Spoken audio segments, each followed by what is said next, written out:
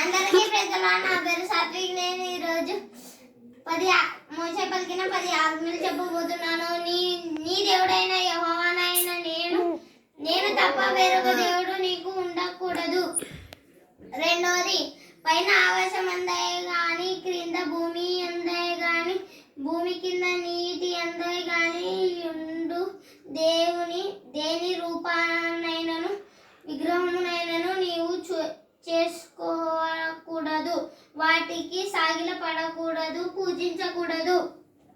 మూడవది, నీ దేవుడైన యెహోవా నామమును వ్యర్థముగా సూచింపకూడదు.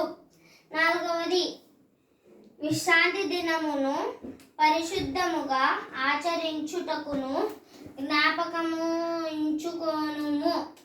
ఐదవది, నీ దేవుడైన యెహోవా నీకు అనుగ్రహించు దేశములో నీవు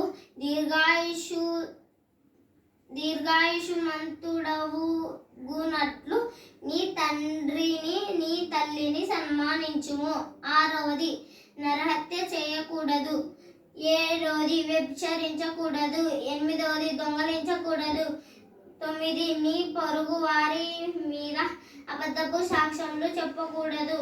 పదవది, నీ పొరుగు వారి దగు దేనినైనాను ఆశించకూడదు. నిర్గమ 20:1-17 వరకు.